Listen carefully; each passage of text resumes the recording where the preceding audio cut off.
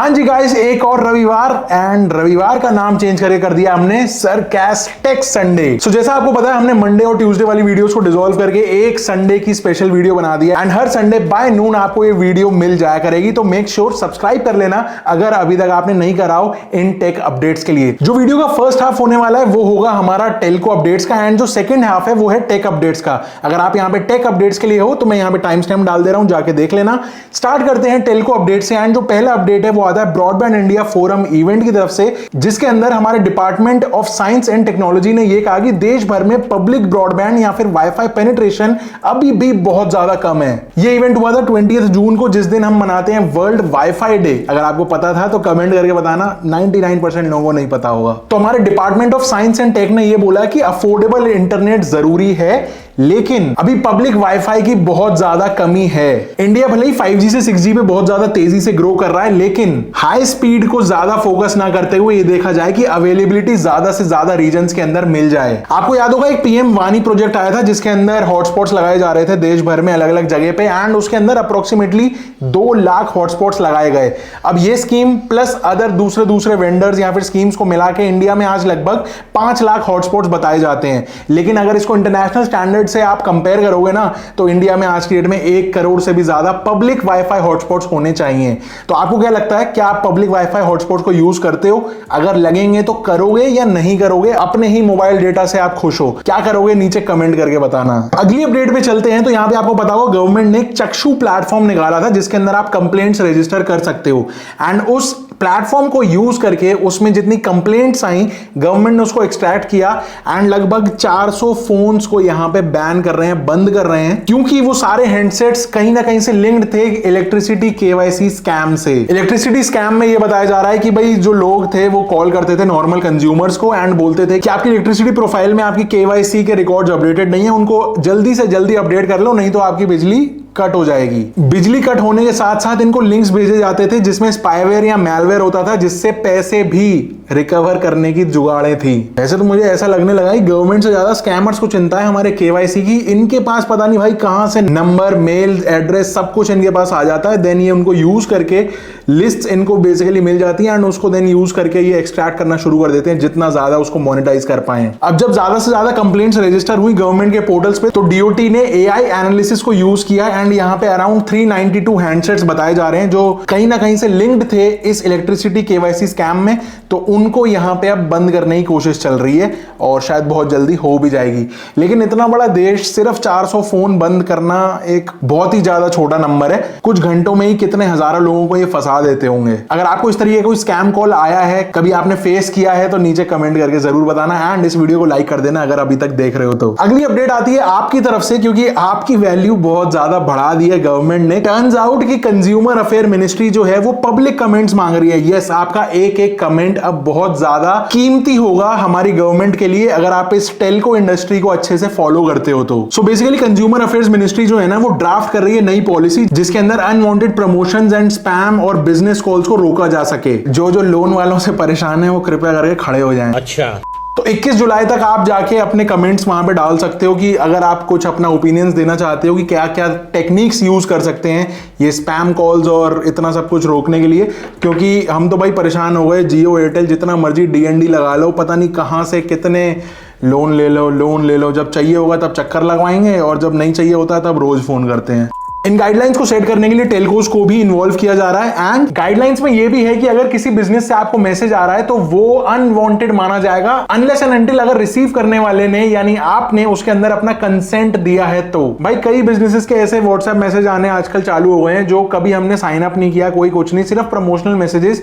And मुझे लगता है इसके लिए एक वाकई इनको एक ढंग से सिस्टम बनाना चाहिए कि भाई नहीं चाहिए हो तो बंद करो ना भाई, क्यों जबरदस्ती के मैसेज भेज रहे हो। नेक्स्ट अपडेट, ट्राई ने कुछ डेटा दिया है जैसे हर बार देता है। तो यहाँ पे अप्रैल का डेटा रिलीज हुआ है कि किसके सब्सक्राइबर्स कम हुए किसके बढ़े। तो यहाँ पे बीएसएनएल के तो भैया लॉस हुआ है फिर से, 0.33 मिलियन यूजर्स यहाँ पे लूज हुए हैं एंड जो अभी का उनका एक्टिव यूजर बेस है वो है 47.83 मिलियन। अगर दूसरी तरफ वी की बात करें तो वी के भी सब्सक्राइबर्स खोए हैं, 1.23 मिलियन कम हुए हैं। एंड जो उनका करंट सब्सक्राइबर बेस है वो है अराउंड 87 मिलियन। वहीं पे सबसे बड़े गेनर्स जो बने वो अगेन जियो एंड एयरटेल बने। लेकिन इंटरेस्टिंगली एयरटेल ने यहाँ पे भाई बहुत ही कमाल की बात है, क्योंकि एयरटेल का रिकॉर्ड निकल के आया कि 99.17% एक्टिव यूजर बेस है। 100 में से एक आदमी भी पूरा नहीं है जिसका रिचार्ज एक्टिव ना हो। एंड जियो का ये जो सेम नंबर है वो है अराउंड 91.74%। यहां जियो पीछे है, लेकिन ओवरऑल यूजर बेस में काफी आगे है। Airtel standing at around 400 million, वहीं जियो पहुंचने वाला है 500 मिलियन यूजर्स पे। नेक्स्ट अपडेट जियो की तरफ से है एंड ऐसा रिपोर्ट किया गया कि बहुत सारे यूजर्स जियो की सर्विसेज को एक्सेस नहीं कर पा रहे थे as per down detector. 37% complaints जो थी मोबाइल डेटा को लेके थी एंड 58% अप्रोक्स जियो फाइबर के कंप्लेंट्स यहां पे रजिस्टर हुए।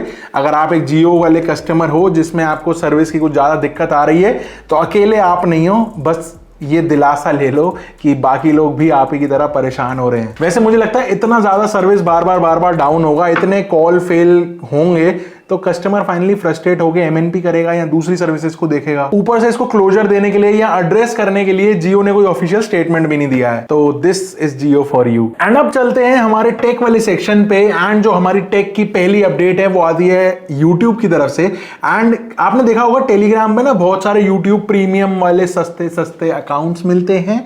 तो क्या होता है कि भाई वो वाले ना वीपीएन से यूज करके कुछ ऐसे रीजन्स में अकाउंट बनाए जाते हैं जहां पे यूट्यूब प्रीमियम बहुत सस्ता होता है। तो एक ईमेल से वहां का अकाउंट बना के आपको सस्ते में चिपका दिया जाता है। लेकिन अब YouTube के कान खड़े हुए हैं एंड YouTube ने सारे VPN से बने हुए अकाउंट्स को बंद करना स्टार्ट कर दिया है। सबको ईमेल भेजना स्टार्ट कर दिया है नोटिफिकेशन के साथ कि भाई हम आपका अकाउंट बंद कर रहे हैं, क्योंकि आपकी जो करंट आईपी एड्रेस है वो आप कहीं और रीजन में रह रहे हो। जो आप YouTube अकाउंट प्रीमियम आपने लिया है वो किसी और रीजन का लिया है। तो ये कुछ YouTube को समझ नहीं आ रहा है एंड वो कह रहे हैं कि भाई आप एड्रेस प्रूफ दे दो, या तो कि आपने जहां का YouTube प्रीमियम लिया है वहीं पे आप रहते हो उसका प्रूफ दो, या फिर इस अकाउंट को कर दिया है उन्होंने बंद। सिंपल सा कहानी है, YouTube चाहता है कि आप जहां पे रहते हो उसी रीजन का YouTube प्रीमियम खरीदो एंड वहीं के ऑफर्स को अवेल करो। नेक्स्ट अपडेट WhatsApp को लेके। WhatsApp ने एक नया फीचर ऐड कर दिया है भाई। हर हफ्ते बेनागा WhatsApp फीचर्स पे फीचर्स ऐड करे जा रहा है एंड इस बार इन्होंने ये ऐड किया है कि जब भी आप किसी को कोई मीडिया भेजते हो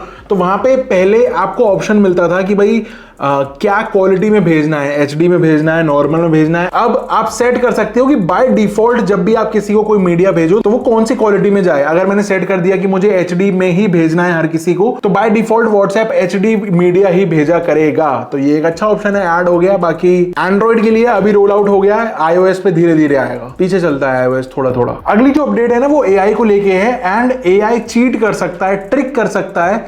ये चीज कैमरा मेकर्स के लिए कितना चैलेंजिंग है, ये एक नया क्वेश्चन निकल के आया है। टर्न्स आउट कि अगर ये मेरे पास एक सोनी का कैमरा है तो क्या कोई इमेज अगर मैं दिखा दूं यहां पर, क्या कोई ऐसी टेक्नोलॉजी है कि वो पता लगा दे कि ये इमेज सोनी के ओरिजिनल किसी कैमरा से खींची हुई है या फिर AI जनरेटेड है। तो ये एक नया एंगल निकल के आया है हमारे AI के लीक के अंदर। एंड टर्न्स आउट की पहली जो कंपनी इसके ऊपर काम कर रही है वो जापानीज कंपनी निकॉन है एंड उसके अंदर वो पार्टनरशिप कर रहे हैं एक आध दूसरी फर्म्स के साथ, जिसके अंदर वो इस तरीके की टेक्नोलॉजी बना पाए जिससे वो इमेजेस को चेक कर पाएंगे कि वो किसी निकॉन के कैमरा से क्लिक्ड है या नहीं, बेसिकली इमेज असली है या नहीं। लेकिन जब मैंने थोड़ा और डिग किया तो पता चला निकॉन पहली कंपनी नहीं है। सोनी एंड लाइका ऑलरेडी काम कर रहे हैं डिजिटल सिग्नेचर टेक्नोलॉजी पे, जिससे जब फोटो खींचेगी इससे तो एक डिजिटल सिग्नेचर अटैच हो जाएगा एंड उस सिग्नेचर को देन वेरीफाई कर पाएंगे इनके सॉफ्टवेयर्स कि भाई ये ओरिजिनल है, जेन्युइन है, या फिर इसके ऊपर कुछ कारस्तानी करी हुई है। जैसे अभी हम इमेजेस में देखते हैं तो मेटा डेटा होता है, लेकिन अब ये बहुत ज्यादा डिटेल्ड लेवल पे डेटा कलेक्ट करके फोटो के साथ चिपका दिया जाएगा। इजीएस्ट भाषा में यही है। जहां पे कैमरा मेकर्स इसके ऊपर काम कर ही रहे हैं, तो आपने रील्स में भी देखा होगा कि कई रील्स में मेड विद AI का ऑप्शन आ गया है। तो टर्न्स आउट कि सारे जो बड़े बड़े जाइंट्स हैं वो भी मेक श्योर कर रहे हैं कि अगर कोई कंटेंट AI से बना हुआ है तो वहां कम से कम एक लेबल लगा दिया जाए जिससे कंज्यूमर को पता चल जाए, व्यूअर को पता चल जाए कि this is made with AI। अगली अपडेट गूगल की तरफ से है एंड सपोजिटली गूगल अपने पिक्सल फोन्स के लिए एक नए फीचर के ऊपर काम कर रहा है जिसका नाम बताया जा रहा है अडैप्टिव थर्मल। अब इसके अंदर क्या होगा कि आपके फोन को ठंडा रखने का प्रयास और ज्यादा बढ़ा दिया जाएगा। अब देखो फोन्स में अभी भी इनबिल्ट टेम्परेचर सेफ्टी मेजर्स होते हैं, लेकिन ये जो नया फीचर ऐड कर रहे हैं ये बेसिकली आपको पॉपअप नोटिफिकेशंस दे देगा जब भी कोई फोन का टेम्परेचर या बैटरी का टेम्परेचर थोड़ा सा 49-50 डिग्री सेल्सियस तक चला जाता है। आजकल गर्मी इतनी ज्यादा हो रही है, मतलब फोन लिटरली बहुत गर्म हो जाता है हाथ में पकड़ते टाइम। ओ सॉरी, ये तो एप्पल है। सो बेसिकली गूगल पिक्सल में आपको काइंड ऑफ वार्निंग मिल जाएगी जब आपका फोन हाई टेम्परेचर पे पहुंच रहा होगा, एंड आपको नोटिफिकेशन आ जाएगा कि भाई ठंडा करो, थोड़ी गेमिंग कम कर लो, इतने घोड़े मत चलाओ एंड थोड़ा सा रेस्ट प्रदान करो। ऑल्सो यहाँ पे एक नया बटन ऐड किया जा रहा है सी केयर स्टेप्स के नाम से, जिसमें आप क्लिक करके बहुत सारे आपको टिप्स मिल जाएंगे कि जिससे आप अपने फोन को थोड़ा ठंडा रखने में हेल्प कर पाओगे। बेसिकली कुछ फीचर्स को वो टर्न ऑफ कर देगा, जैसे कि आप 5G चल रहा है तो उसको डिफॉल्ट पे लाके 4G कर देगा, फ्लैश बंद कर दो, कैमरा बंद कर दो एंड सो ऑन। आपके एंड्रॉइड फोन में इस तरीके कोई एक्स्ट्रा फीचर है? अगर है तो कमेंट करके बताना। एंड आज की जो लास्ट अपडेट है वो आती है क्वेश्चन के साथ। क्वेश्चन ये कि क्या आप चाहोगे कि आपके सोशल मीडिया पे लाइक्स, पोस्ट, कमेंट्स AI से होने लगे? मजा आएगा नहीं? तो यहाँ पे ना एक बटरफ्लाई AI ऐप लॉन्च हुई है जो कि 18 जून को लॉन्च हुई एंड ये एब्सोल्युटली फ्री है। इसमें आप अपना AI कैरेक्टर बना सकते हो, सिर्फ कैरेक्टर विजुअली नहीं बल्कि आप उसमें एक बैक स्टोरी डालो, अपनी पर्सनैलिटी के थोड़े से ट्रेट्स डालो, थोड़े से अपने थॉट्स डालो, ओपिनियंस की आप किस तरीके से सोचते हो, एंड देन उससे मिल करके आपका एक AI अवतार क्रिएट हो जाएगा। एंड एक्चुअली में ये कैरेक्टर्स दूसरे ह्यूमंस के बने हुए कैरेक्टर से बातचीत कर सकते हैं। रेफरेंस के लिए मैं यहाँ पे वीडियो लगा दे रहा हूँ, लेकिन अगर आप चाहो कि मैं इसके ऊपर एक डिटेल्ड वीडियो भी बनाऊं इसको टेस्ट आउट करके, तो आप मुझे नीचे कमेंट करके बता सकते हैं। तो ये कुछ थे आज के सारे अपडेट्स। आई होप आपको पसंद आए हो। अगर आए हो तो वीडियो को लाइक कर देना, सब्सक्राइब कर देना चैनल को, and I will see you in the next one. Till then stay safe, stay sarcastic, see या।